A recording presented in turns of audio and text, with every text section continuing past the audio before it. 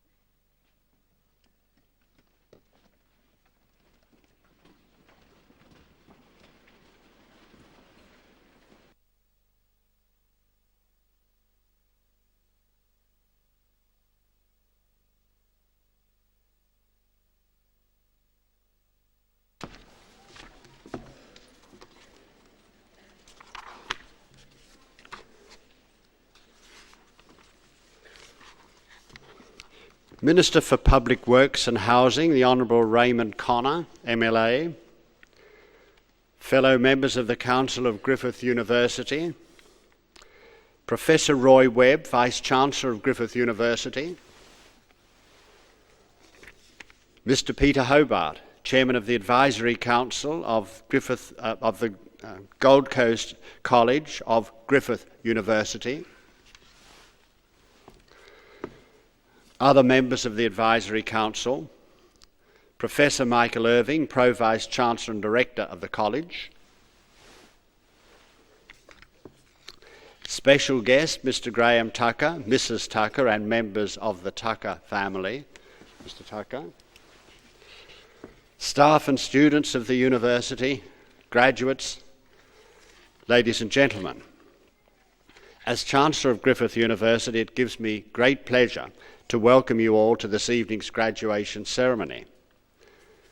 The conferral of an academic degree marks the culmination of years of study and purposeful dedication on the part of each graduate. It's one of the highlights in a student's life and is therefore a time for happiness and celebration. On behalf of the university, I extend a special welcome to our graduates who are here with their families and friends, and I congratulate them all on their success. This evening is also a special occasion because of the presence of our distinguished guest, Mr. Graham Tucker. To honour Mr. Tucker's outstanding services to business and the state of Queensland, Griffith University will this evening bestow on him its degree of Doctor of the University. We're delighted that he's able to share with us this important occasion in the life of the university. He will address us later in our proceedings. 1996 is a significant year for Griffith University, marking as it does our 25th anniversary.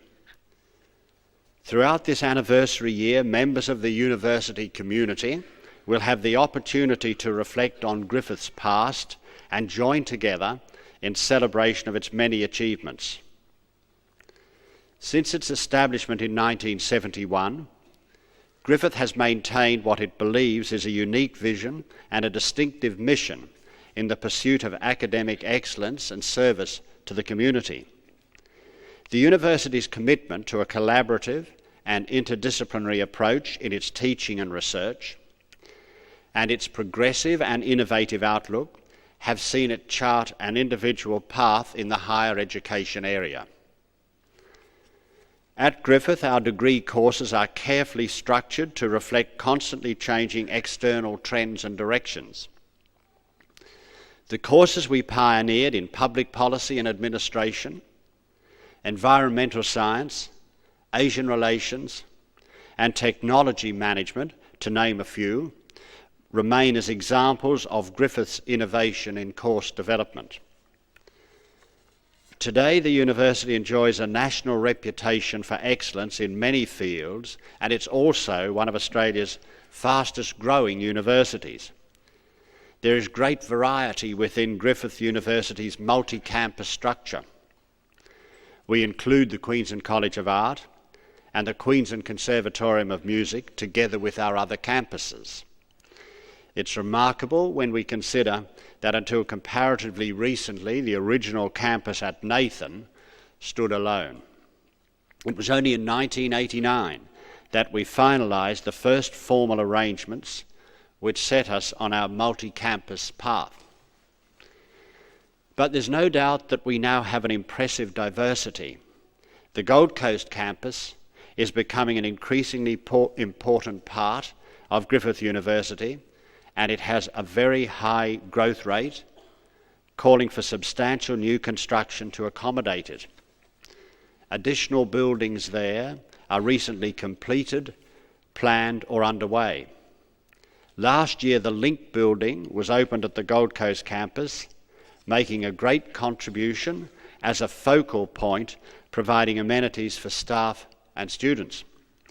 Growth at the Gold Coast has caused a notable shift in the internal balance of the university. Already it's harder to say that there is a principal campus to which the others are merely ancillary. I should at this point mention the very fine new home of another of our colleges, the Conservatorium of Music, due to be opened in the near future. During this current year, the university will have some 20,000 students at its 5 campuses in Brisbane and the Gold Coast.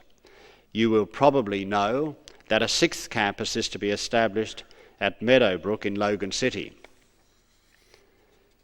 Griffith has received an additional 1,150 student places for the period 1996 to 1998. Of these, 60% will be allocated to the Gold Coast campus and 40% to the new campus at Logan. This indicates where our new growth centres are to be found. Strong demand for Griffith University courses was demonstrated in the number of applications for admission lodged for 1996. Despite a nationwide decrease in the overall number of students applying to higher education institutions, Griffith University received the highest number of applications per quota place amongst the Queensland universities.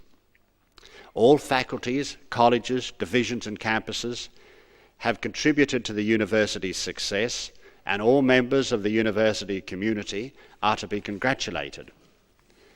This evening's graduates are from the Faculty of Business and Hotel Management and the Graduate School of Management. Both the faculty and the school have experienced rapid growth over the past 12 months, with student intake numbers continuing to increase steadily. This reflects the growth in student numbers overall at the university's Gold Coast campus, a matter to which I've already referred. In a number of ways, the Faculty of Business and Hotel Management exemplifies Griffith's commitment to quality. It enjoys an outstanding reputation as a provider of innovative courses which have a strong career focus. In 1995, the faculty expanded its range of offerings with the introduction of the Master of Tourism Management, the Master of Professional Accounting, and Australia's first full degree program in golf management. Now this year, further new courses have been introduced. On offer for the first time in 1996 were the Bachelor of Business in Retail Management, the Bachelor of International Finance, the Graduate Diploma in Applied Psychology, and the double degree Bachelor of International Finance, Bachelor of Arts in Japanese.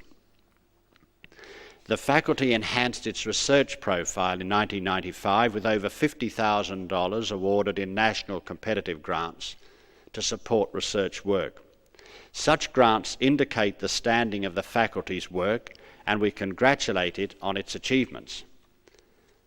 The Graduate School of Management, in what is only its second full year of operation, has also expanded its profile in research and teaching. Already this year, the school has received its first large Australian Research Council grant, enrolled Masters of Philosophy and PhD students, and increased the numbers of its MBA students to over 400, of which 136 are enrolled at the Gold Coast campus. Let me return now to our students who are to receive their awards this evening.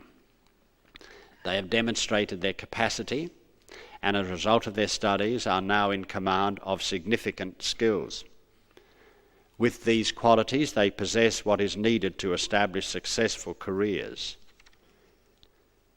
They become members of an impressive body of Griffith graduates who have already made names for themselves. Our new graduates will, I am sure, do equally well. As we continue with our proceedings, I express warm congratulations to each of them and extend our best wishes for their future. I now call on the Pro-Vice-Chancellor and Director, Gold Coast University College, to present the Director's report on the activities of the campus during 1995.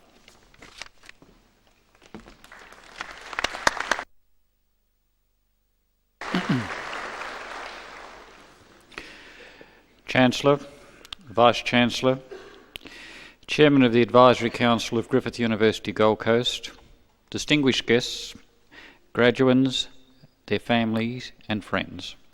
I'm delighted to have this opportunity to welcome you to the 1996 graduation ceremony and to report on the activities of the Gold Coast campus in the last 12 months. This year, the Gold Coast campus had its highest intake of new students, enrolling over 2,000 Australian students and in excess of 250 international students. There are now 4,900 students enrolled on this campus, which is a doubling of the student load since the beginning of 1992. As a result of this increase in student load, we've been able to offer an exciting new range of academic programs to our current and prospective students, with new courses introduced in 1996, including a Bachelor of Multimedia, a Bachelor of Design Studies hosted by the Queensland College of Art, a Bachelor of Information Technology and a Bachelor of Exercise Science as a double degree, a Bachelor of Business and International Finance, a Bachelor of Business and Retail Management, and double degrees in International Finance and Japanese, Business and Psychology, Law and Japanese, as well as a Bachelor of Science in Ecotourism and a Bachelor of Environmental Science. The quality of students enrolling in courses at the Gold Coast campus has remained high, and several of our courses had the highest entry scores of any courses at Queensland universities. There is, however, major concern about recent proposals to reduce federal expenditure, which could restrict access to tertiary education in Queensland. Griffith University has demonstrated that South East Queensland, and in particular the city of the Gold Coast, is the most educationally disadvantaged major metropolitan area in terms of access for tertiary education for school leavers. We urge all members and citizens of the city of the Gold Coast to lobby their local parliamentary representatives to ensure that the Gold Coast residents are not selectively disadvantaged in accessing tertiary education. As the Chancellor has indicated, the last year has seen a commencement of major building programs on our Gold Coast campus, which represents a commitment by Griffith University of over $40 million in terms of construction of new buildings. We're proud of our new Link building, which is providing state-of-the-art facilities in hotel management through its training restaurant. Our engineering building, to be opened by the Premier in June, is also a major teaching and research facility, and which will significantly improve the quality of civil and construction services and consultancies and research in the Brisbane Gold Coast corridor. Also, a $15 million library building, which includes a university administration and information technology facilities, is well advanced.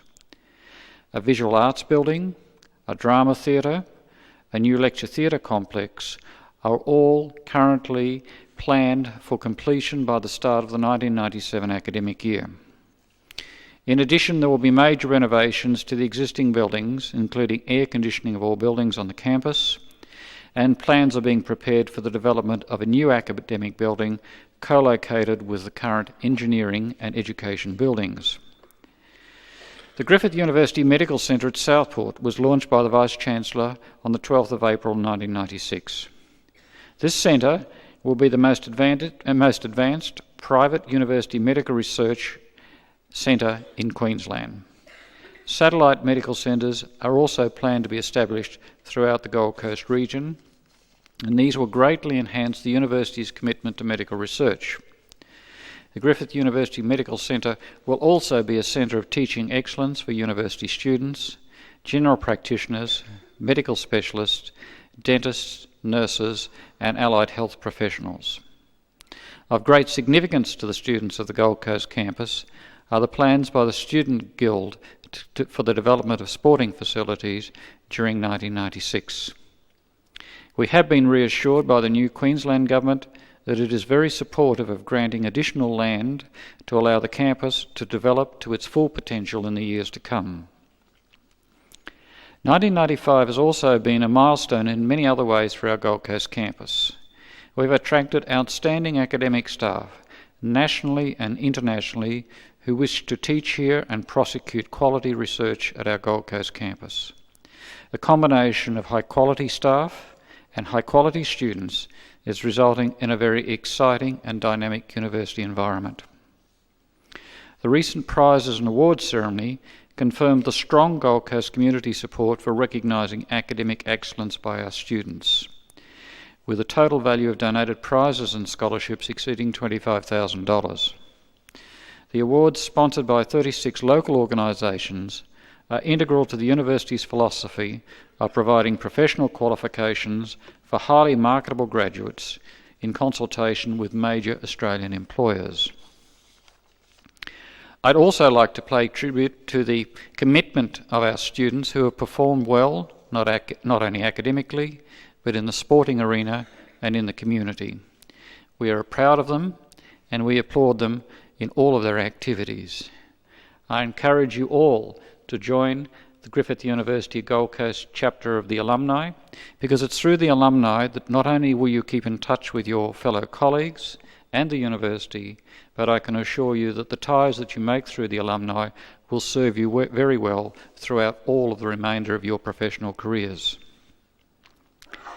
This year also marked the 10th anniversary of the first meeting with the Advisory Council of the Gold Coast College of Advanced Education, which subsequently became the Advisory Council of Griffith University on the Gold Coast. It was somewhat amusing to note that the original planning for the Gold Coast campus indicated a likely student population of 2,000 students by the year 2000. We had already exceeded this by 1992, and it is anticipated that the student population on our campus will exceed 7,000 before the turn of the century. The foundation members of the Advisory Council can be justifiably proud of the university campus that they helped create, and we are grateful for their continued commitment to quality teaching and scholarship in this region. Ladies and gentlemen, the last 12 months have been an exciting and stimulating time for all of us on the Gold Coast campus. We look forward with confidence to continuing to provide academic leadership of the highest international standard. Thank you.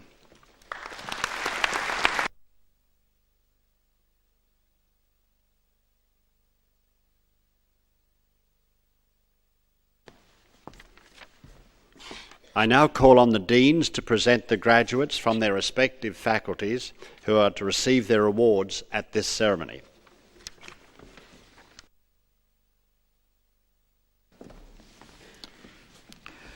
Chancellor, the Dean of the Faculty of Business and Hotel Management, Professor Paul Ryder.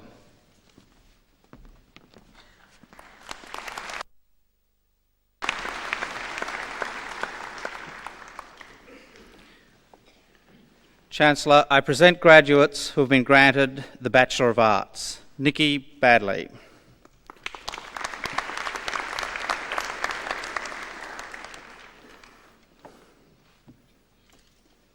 Paul Bowden.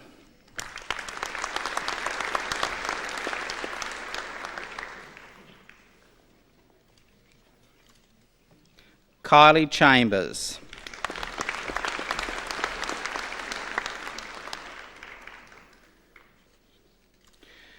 Elizabeth Laurier.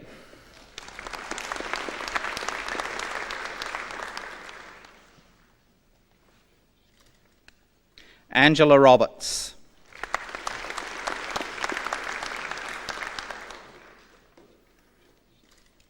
Belinda Strong.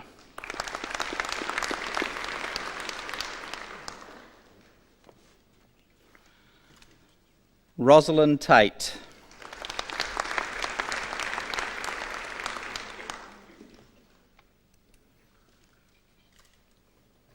Belinda Thompson.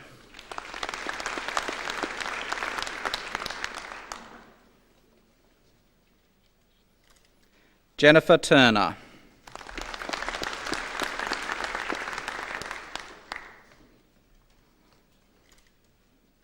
Elisha Vero.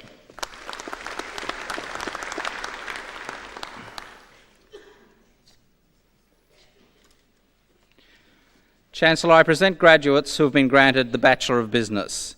Wendy Anderson.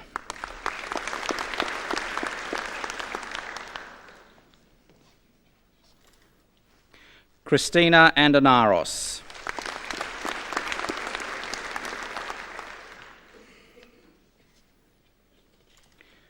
Jason Andrews.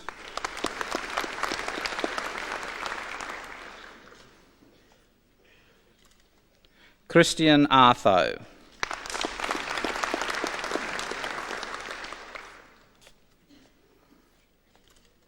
Shelley Baird.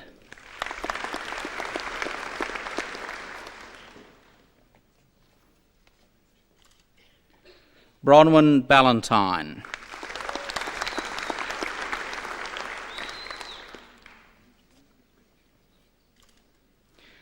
Dominic Bathersby.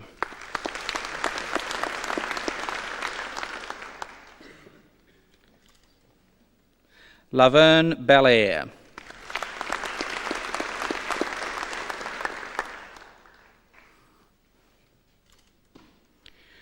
Christopher Bingham.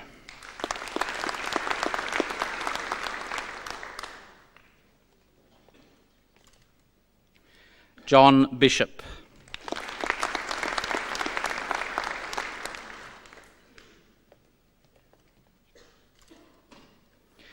Shana Bradley.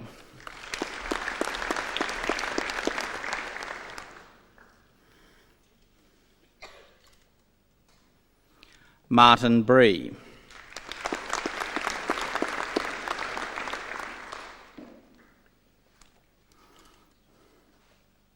Peter Brennan.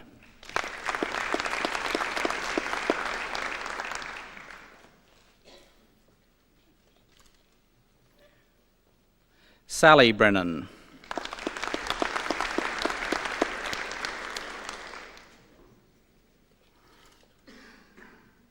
James Brett.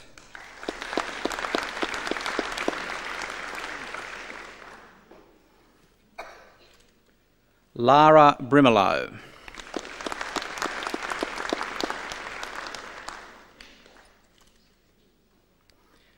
Gary Buckler.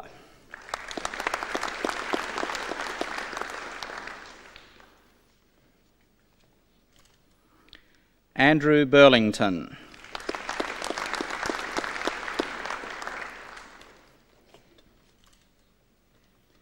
Melissa Burrows.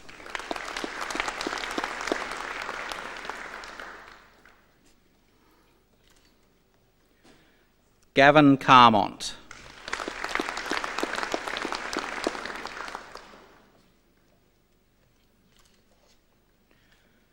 Jacqueline Carpenter.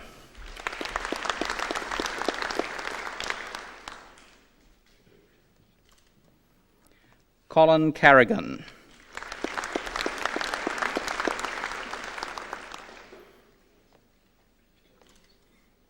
Roy Chang.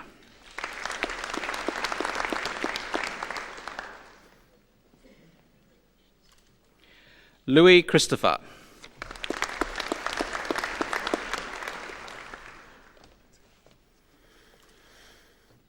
Nicole Clark.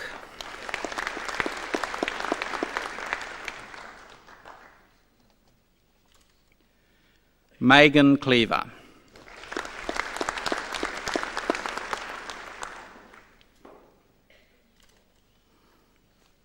Jocelyn Codd.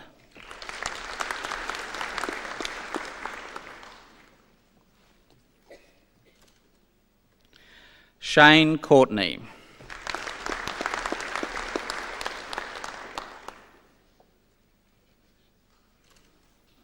Cheryl Crick.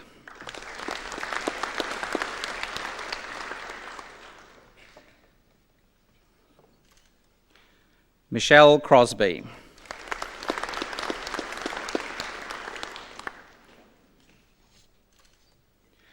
Margaret Crowley.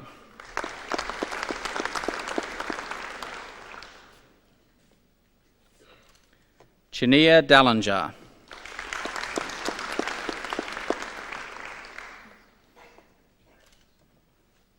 Stuart Danahay.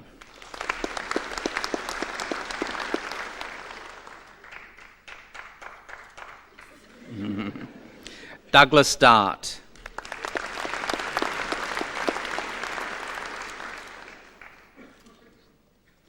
Melita Dart.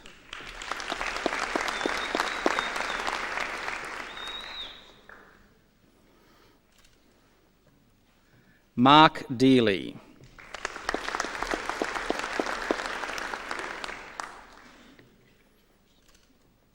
Bronwyn Dillon.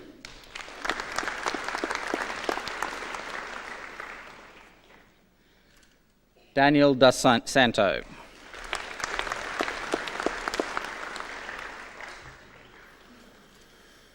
Wendy Douglas.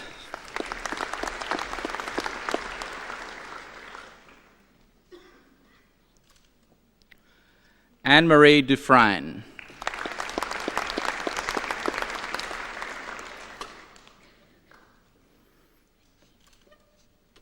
Gavin Duffy.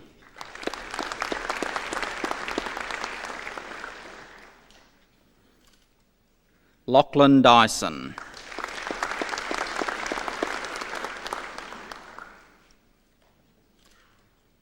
Christine Fowler.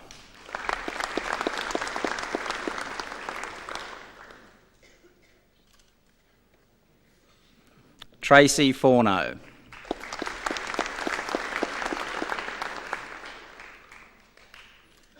Ai Fushida.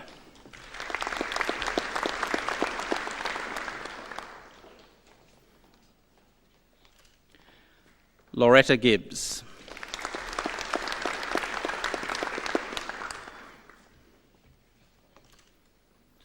Andrew Gillespie.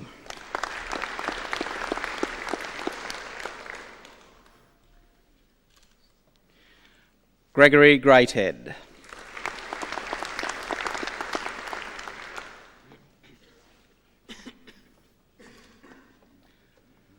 Paul Greening.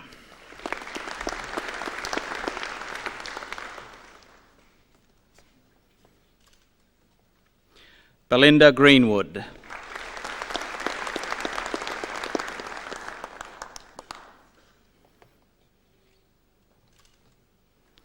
Coney Gungoro.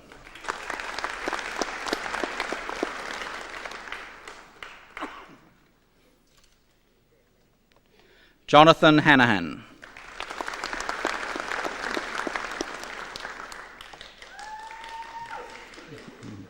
Simone Holmes.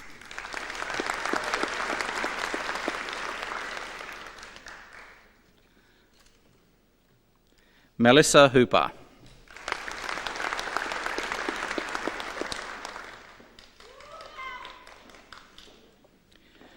Cara Horsberg.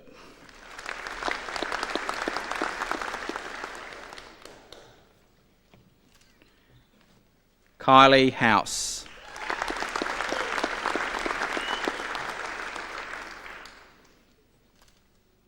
Graham Howell.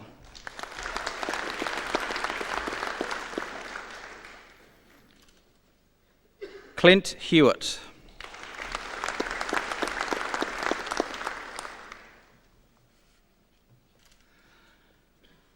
Jason Hurst.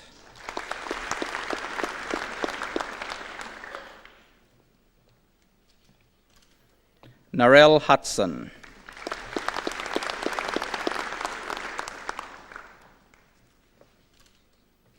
Alison Inwood.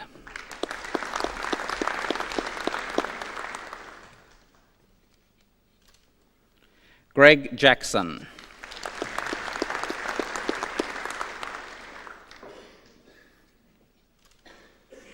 Michelle Jackson.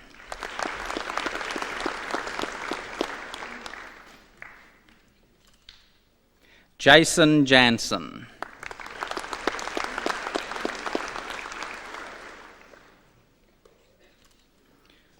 Sandra Johnson.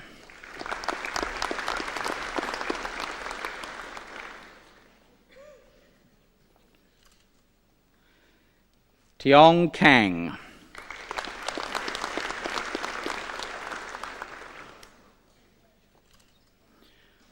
Susan Kelleher.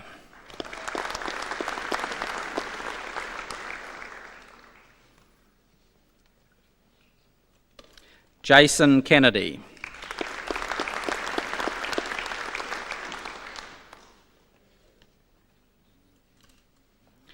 Cheryl Clibb.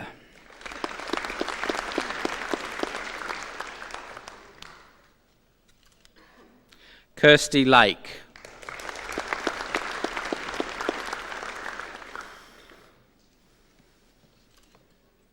Derek Learmonth.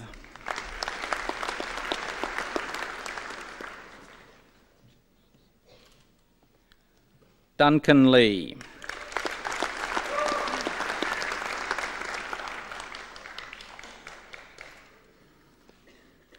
Damien Lewis.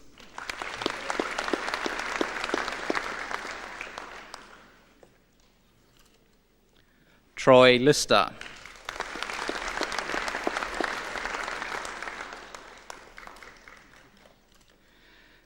Katrina Lodge.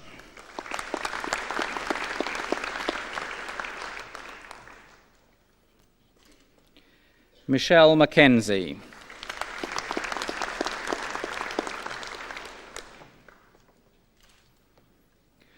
Christopher Marr.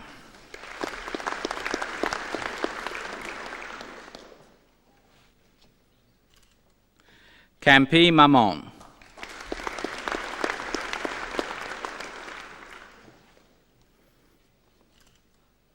Mark Manson.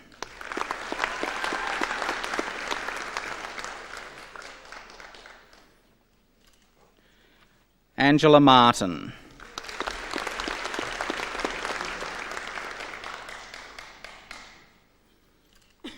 Graham McCallum.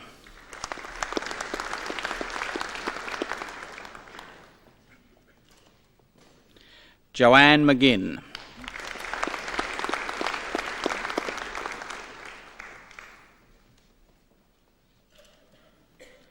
Julie McKenna.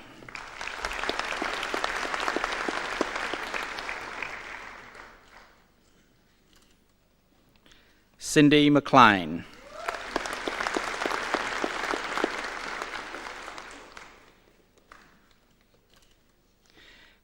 Kathleen McClellan.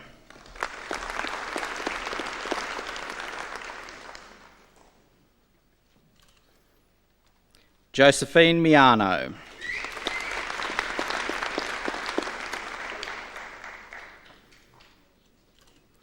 Damien Moffrey.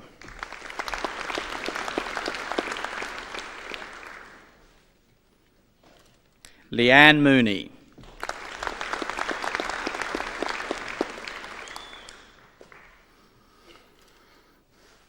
Drew Morgan.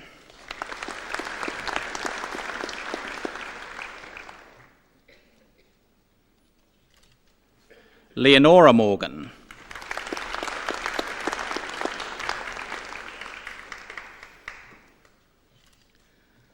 Robert Morrison.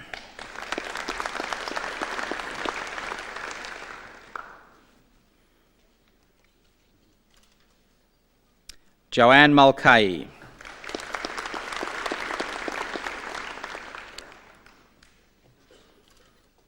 Pamela Muntz.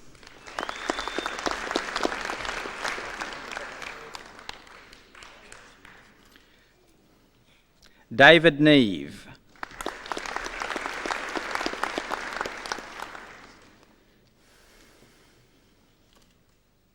Alyssa Ninert.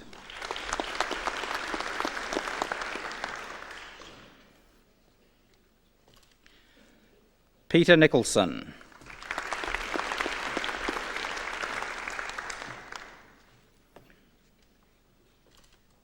Julie Nissen.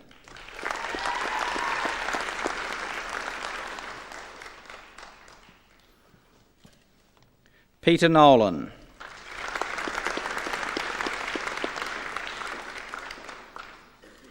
Cheryl Nonamaker.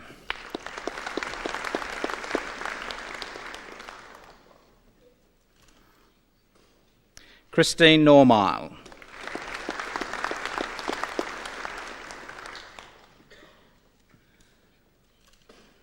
Elissa Norville.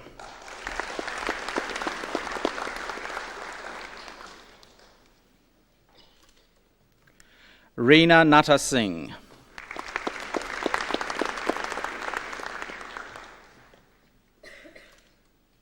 Susan O'Connell.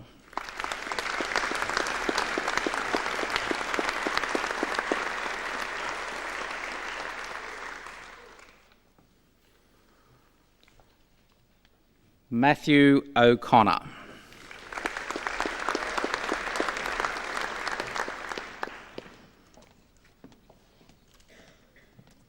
Lisa O'Donnell.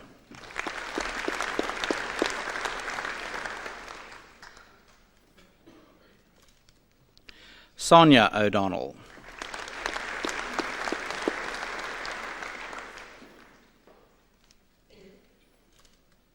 Brendan O'Reilly.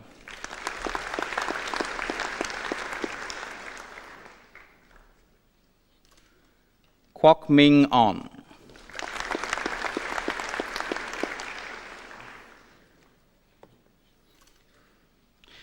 Kathy Hourhand.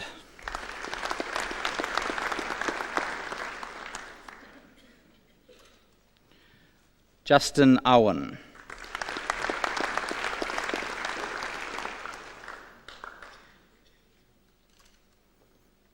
Natalie Palmer.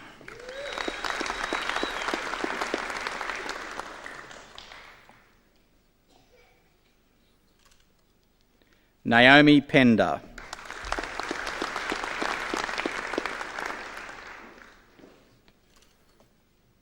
Michael Perrin.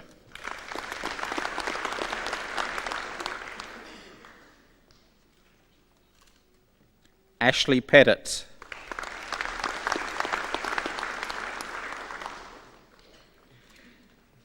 Kay Pitihirankul.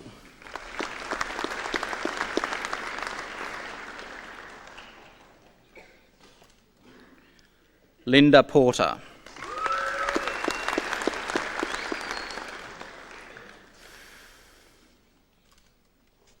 Anthony Price.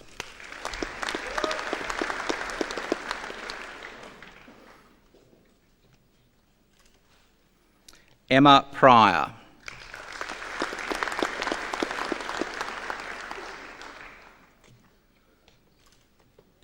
Tina Pureau.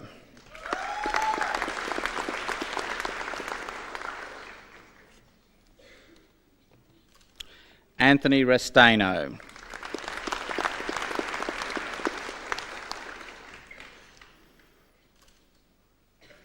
Jodie Riley.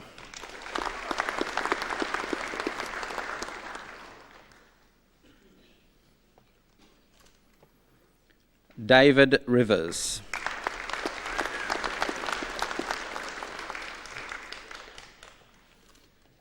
Alan Rosan.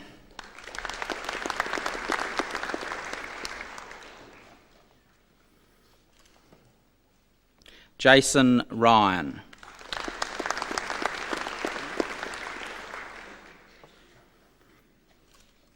Sunny Segon.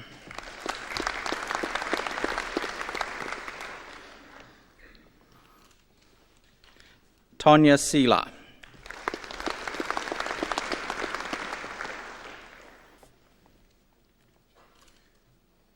Angus Shaw.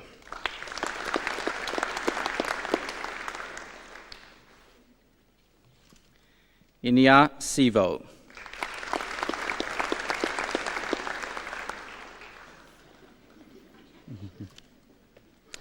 Melinda Small.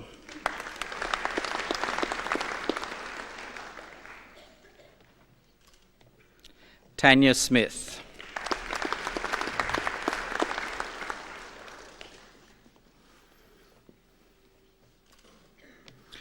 Donna Spinks.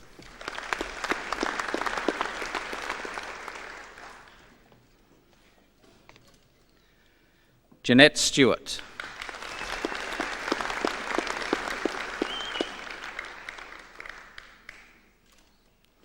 Joe Suwanto.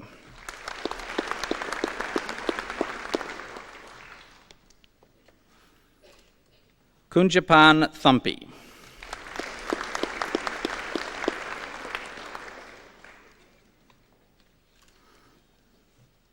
Shane Thomas.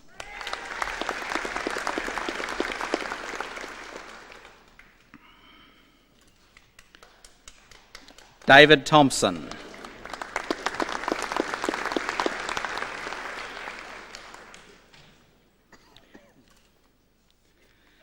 Peter Thorogood.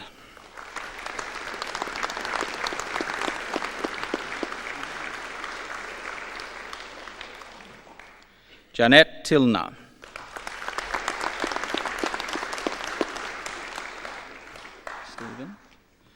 Stephen Tonner.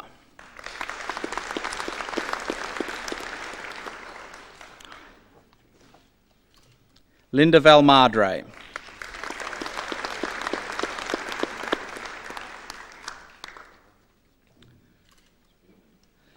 Lisa Vlismas.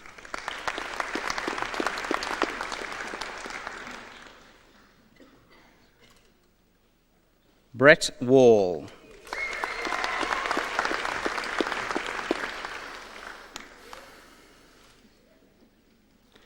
Merrin Wall.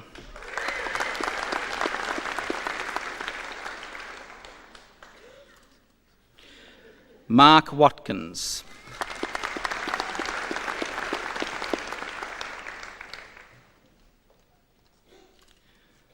Sophia Weinberger.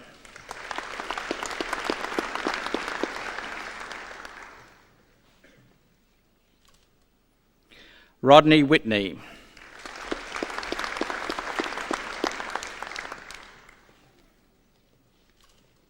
Paul Whittingham.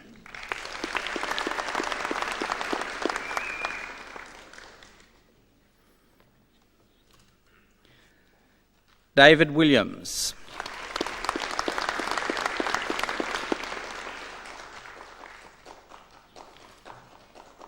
Sally Ann Williams.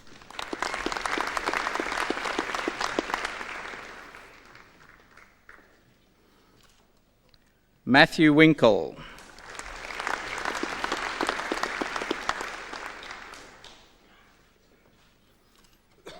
Ian Woodward.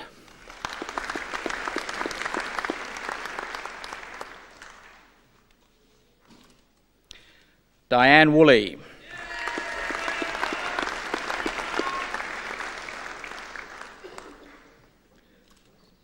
Warren Wright.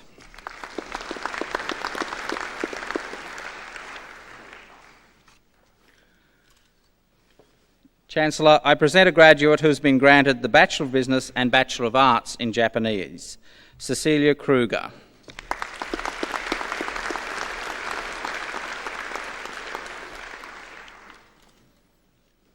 Chancellor, I present a graduate who has been granted the Bachelor of Hotel Management, Masanori Kato.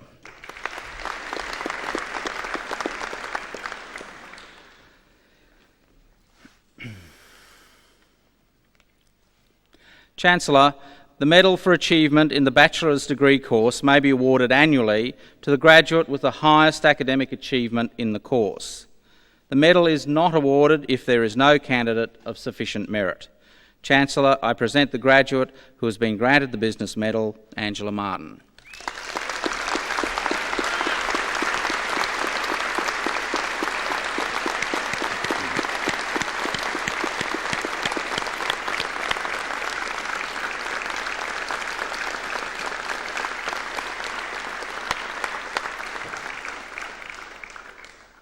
Chancellor, I present a graduate who has been granted the Bachelor of Business with First Class Honours, Harry Posadas.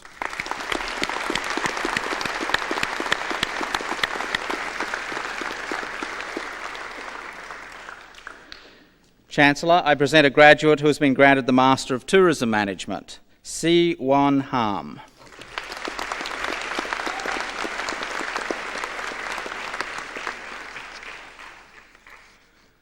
Chancellor, that concludes the presentation of graduates from the Faculty of Business and Hotel Management.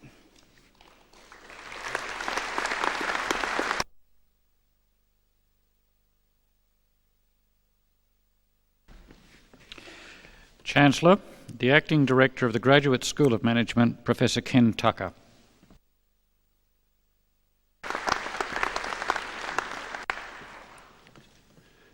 Chancellor, I present a graduate who has been granted the Graduate Management Qualification, Borg Hansen.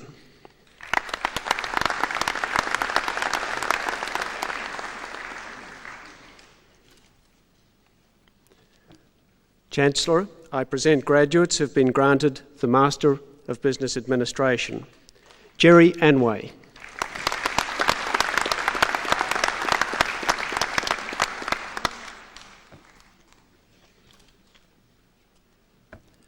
Michael Brodnick.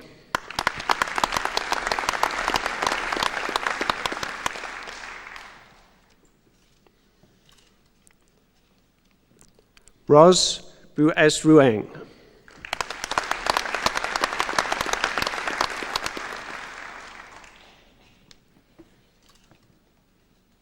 John Cherian.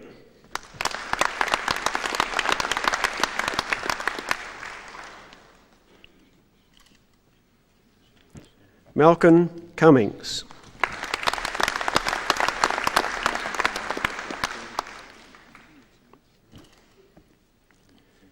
Girish Harmath.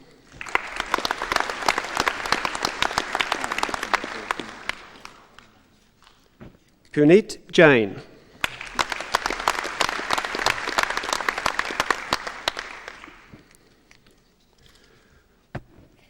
Jirawan Kamal Masrat Ara.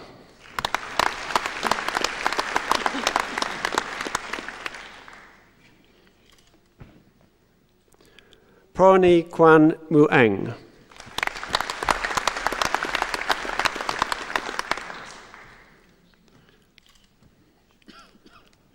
Chitunat Kumar Charowan.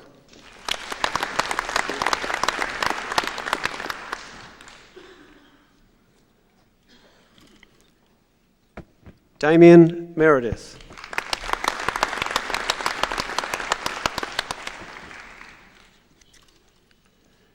Jimmy Pang.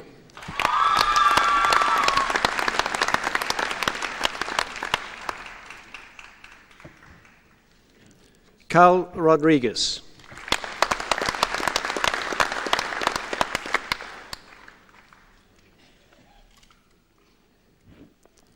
Siddharth Samandray.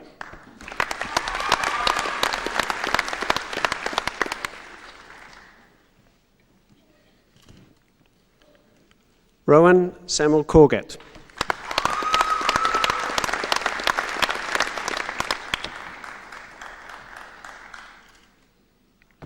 Christina Tan.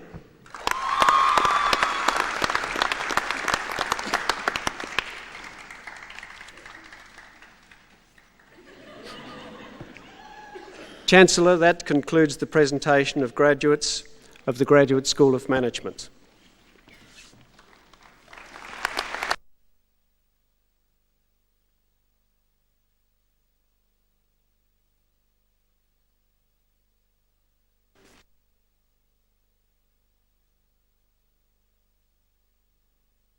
Ladies and gentlemen, there will now be a brief musical interlude performed by Brass Razoo.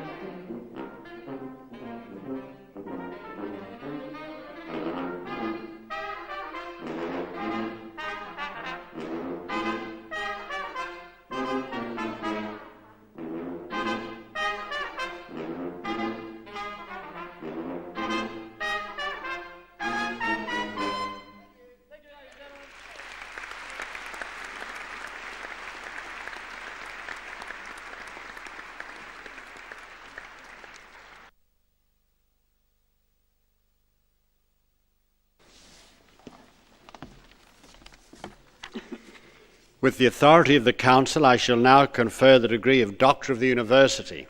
I call upon the Vice-Chancellor, Professor Roy Webb, to make this presentation.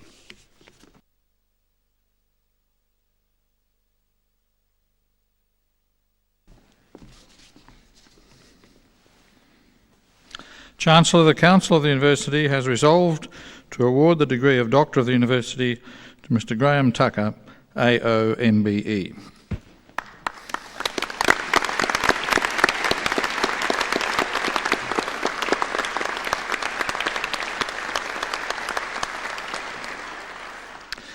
Graham Tucker was born in Brisbane in May 1929 and educated at Junction Park State School and the Church of England Grammar School. He left school before completing senior and commenced work in the State Auditor General's Department in 1945.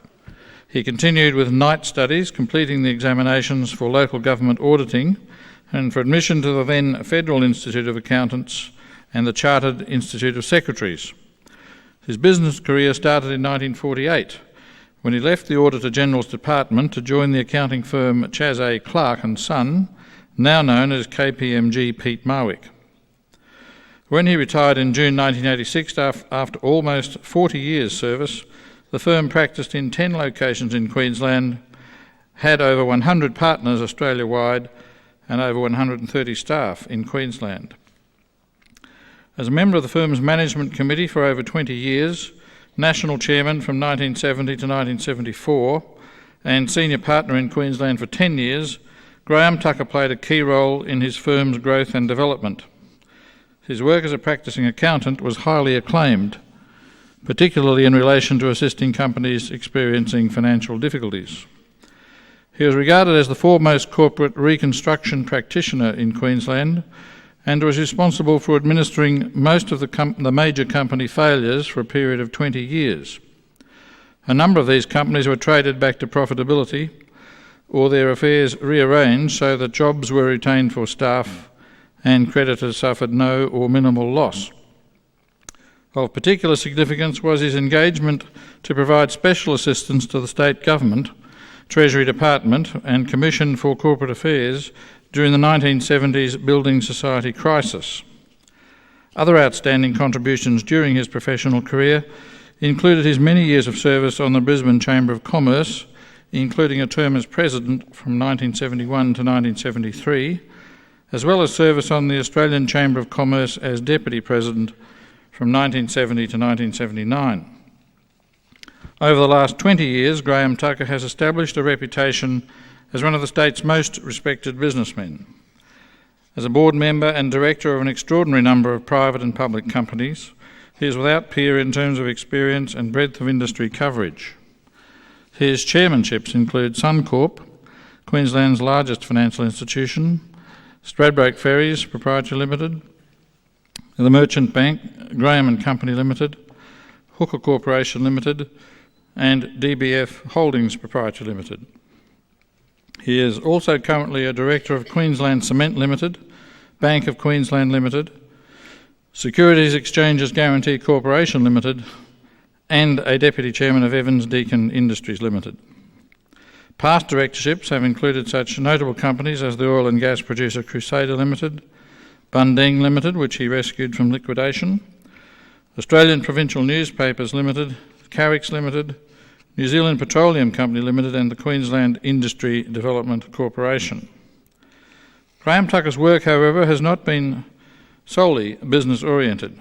He has served on the Queensland Youth Orchestra Business Advisory Committee, the National Heart Foundation of Australia, Prince Charles Hospital Development Centre Trust, the Library Board of Queensland, the Faculty of Economics and Commerce at the University of Queensland, and the Council of North Brisbane College of Advanced Education, amongst others. In a career spanning more than 4 decades, Graham Tucker has made an enormous contribution to business and the community. In recognition of his many significant achievements, he was appointed a member of the Order of the British Empire in 1982 and an officer in the Order of Australia in 1991 for services to the business community. In December 1991, he was presented with the Australian Annual Award for Distinction by the Institute of Chartered Accountants in Australia, and in October 1994 was recognised as an outstanding Queensland company director when presented with the 1994 Gold Medal Award by the Queensland Division of the Australian Institute of Company Directors.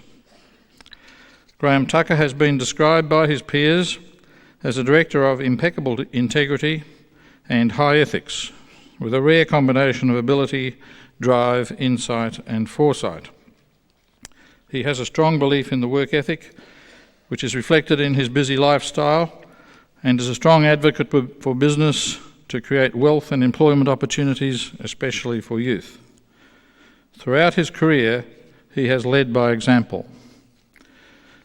It is especially fitting that the Council of Griffith University should honour Graham Tucker in recognition of his distinguished contributions to business and the community. Chancellor, it is with great pleasure that I present to you Graham Tucker for admission to the degree of Doctor of the University.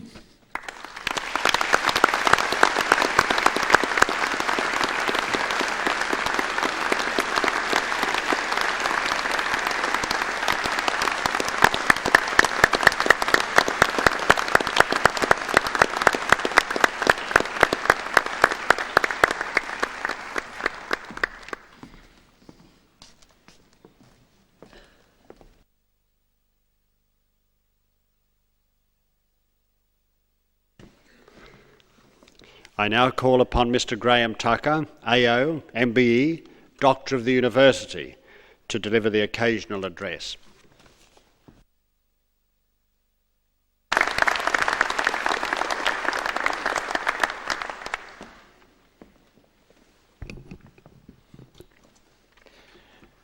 Chancellor, the Chief Justice, the Honourable John McCrossan, Vice-Chancellor, Professor Roy Webb, and Pro-Vice-Chancellor, Professor Michael Irving, members of Council and of the Advisory Council, academic staff, graduates, distinguished guests, ladies and gentlemen. It is a great honour to be acknowledged by Griffith University, particularly in its 25th year with the bestowal of an honorary doctorate. I thank the University for this unexpected recognition and admit to feeling humbled upon being added to the list of distinguished previous recipients, a list which includes a number of great Australians. It is gratifying for me that my wife, members of my family, and some friends have been able to be present. Anything I have achieved in my career has been with the great support of my wife, and I share this occasion with her. Tonight, I particularly address my remarks to the new and younger graduates. To rephrase something that Churchill once said in a different context, the achievement of your degree is not the beginning of the end, it is only the end of the beginning. During your years at university, you will have faced some of the realities of life, the struggle to succeed, perhaps disappointment along the way, even a failure to overcome, and of course the need to exercise self-discipline and the personal control necessary to study and pass your examinations. I have the utmost admiration for those who seek a university degree when married, perhaps with children, and who have to combine the responsibilities of family, work, and study. I take my hat off to any who succeed in juggling these commitments. But now you face the long task of building a career. This is not a sprint, but a long-distance event. It is with that in mind I propose to make some comments as to how you should live through your careers and meet the challenges that lie ahead concerning the economic problems we face in this nation, and give a little advice from my own experience. Australia is not receiving any high distinctions on the economic front. We have a balance of payments problem. We have borrowed and continue to borrow to support a standard of living which is not supportable given our economic problems. Much of what has been statistically defined as monies borrowed for investment has not been directed into assets or ventures which increase the production of goods or services, which earn export income or reduce imports. We have been poor savers, but great consumers. In addition, we have failed to match population growth and business needs with infrastructure development. Our relative productivity has been poor, and we can see the result of all this in Australia's fall down the league table of per capita income since 1950. Back in the 50s, Australia was amongst the half dozen richest countries in the world. By 1993, we had slid down to number 15 on the list, and now we rank about number 20. I don't want to sound too gloomy, but this is what you face out there. This is not to suggest that opportunity does not abound. It just means, I believe, that ultimate success in your careers is harder to achieve than when I started out at a young age. What does all this say about us as Australians?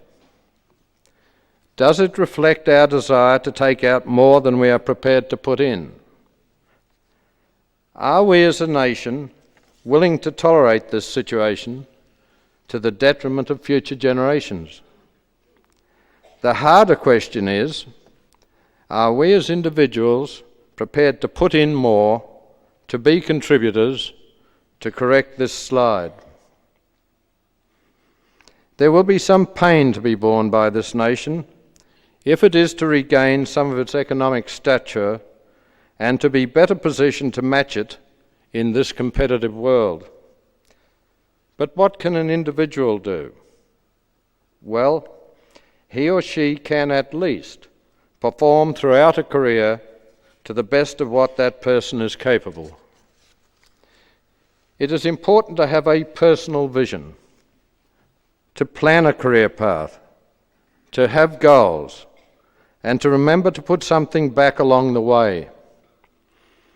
Have a philosophical approach that goes beyond money and achievements solely for the individual, that goes beyond self. Build into your vision a picture of how your efforts can contribute to the improvement of the productivity of this nation, to its growth, and the flow-on effects that arise as a consequence. Remember that a high standard of personal performance in the workplace will help boost productivity, lift incomes, and through tax, help government to pay those in real need without the continual deficit financing of recent years. As you proceed in life, build a reputation as a person of integrity, of intellectual honesty, competence, and as one who gives more than one receives. These attributes form the fundamentals of a good reputation. A good reputation can take years to build, but can be lost overnight. So guard it fiercely and never compromise on standards or on matters of principle. As you grow in business or in a profession, continue to study to develop professional skills. One of the biggest challenges confronting us in this rapidly changing world is how to remain in business and how to remain employable. For the future, it will not be possible to travel through life with the same toolkit of skills we start with. New tools will be needed. Existing skills may have to be discarded along the way, and some skills undoubtedly will have to be sharpened from time to time. One of the most important skills needed in the modern world is the ability to communicate. This is an enduring requirement, especially now in this information age. Budding business owners or company executives will be called upon to sell their company's products or services, present a business plan to a board or bank, float ideas, argue persuasively, pacify angry customers, deal with the media, prepare an interactive presentation for the internet, and very importantly, communicate with employees. All this probably in one day and possibly every day. Another skill that needs to be developed is the ability to make decisions. I can remember some years ago that one of the very early management gurus by the name of Drucker once said, in business, it doesn't so often matter, really, as far as management is concerned and the outcome, whether you say yes or no. But what does matter is that the decision is made. Well, things have probably changed since he wrote those words, or words to that effect, and the world has become, since then, a very complex and sometimes frightening place. And on the face of it, a decision can be surrounded by a huge number of issues. Distill the problems, the issues, the writings that surround any major decision to those very few aspects which weigh on and comprise the significant advantages and disadvantages of a course of action. As you look at these, remember that prudence is the first son of wisdom, and that risk-taking is inherent in life, and find which way the scales dip on each occasion. Have respect for what can be learnt from the University of Hard Knocks. Or to express it another way, be prepared to learn not only from your mistakes, but more particularly learn from and seek advice from others who have already travelled in the real world of the marketplace. Have heroes. Make heroes of those who are or were outstanding contributors in business, in science, in medicine, in academia, or in any of the other really important callings in life. Don't be afraid of making role models of those who have attributes that are worth emulating. Unfortunately, it seems to me that we have something of a national tendency to make heroes of pop stars, sports people, and of those who receive undue exposure on the electronic media. Sport can teach us about perseverance and going after personal best. And I don't knock it.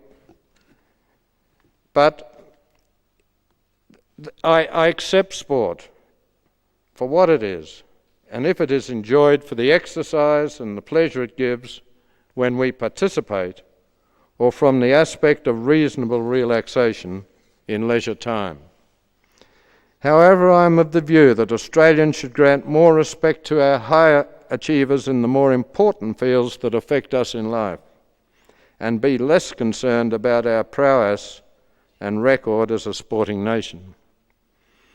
As examples of those who were high achievers for this nation, I mention the contribution of two great industrialists, namely Sir Reginald Ansett and Sir Leslie Thies, brought to our society during my lifetime.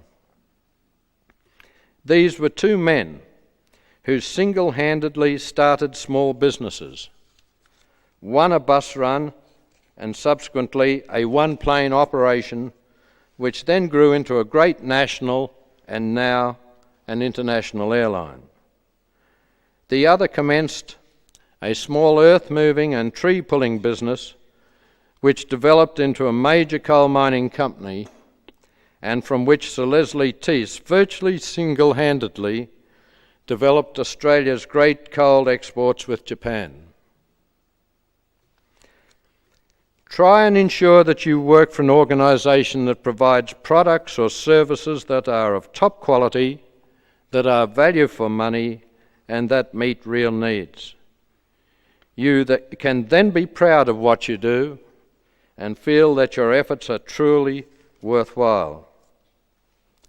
Remember that ambition is a fine thing, but excessive ambition can be very dangerous, as it often counsels attainment at any cost. The era of the 80s was littered with the failures of those who were overly ambitious and greed motivated. Essentially, what I have said tonight is that despite the rapid change that is occurring in so many aspects of life, nevertheless there are old truths which remain as applicable today as they were in the past. Have a vision and live by a code which is more than one just associated with your own monetary reward. Many of my generation, and I include myself in this respect, have always believed that we work not only to support our families and our homes, but also to provide a future for our children and grandchildren, a future in which they can expect the chance to succeed provided they work hard and earn their success. Accordingly, we sought to create that future by growing sound, worthwhile and ethical business enterprises which would create long-term employment opportunities, make profits, whilst at the same time meeting real community needs. I conclude by congratulating those of you who are here tonight and who have received their degrees, and I wish everyone success in the years to come.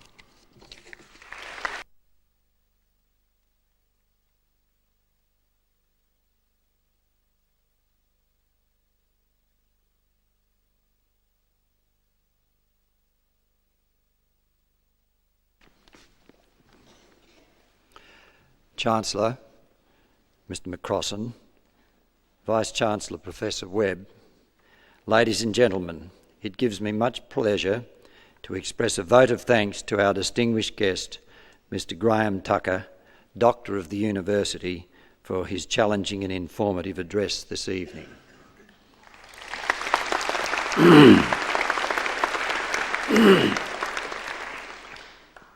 It was a thought-provoking address and certainly gave advice to graduates entering the challenging business world of today.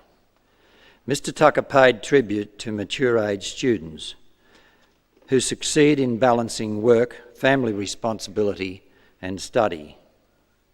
He reminded us that career building is not a sprint but a long-distance event and should be taken seriously and with prudent judgment in decision-making processes, thus avoiding excess ambition, which in some instances resulted in a number of business failures in the 80s. He highlighted the economic problems of our nation today and the need to address this with more dedication to productivity and wealth creation to contain the national debt and thus return our country to the standards enjoyed in the 50s. Mr Tucker suggested that as a nation we should more widely recognise achievers in business, professions and career paths, as well as recognising the success of sporting people. He reminded us of the success of Sir Reginald Ansett and Sir Leslie Tees, both from humble beginnings, and hence the need for more of these achievers in our society today. For the graduates, we were reminded that today is not the beginning of the end, it is the end of the beginning. And for careers ahead in this ever-changing world, many of you will have to be continually trained or retrained with the passage of time.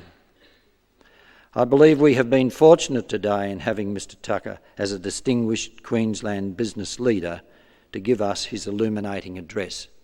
Ladies and gentlemen, I now ask you to join with me in thanking Mr Tucker.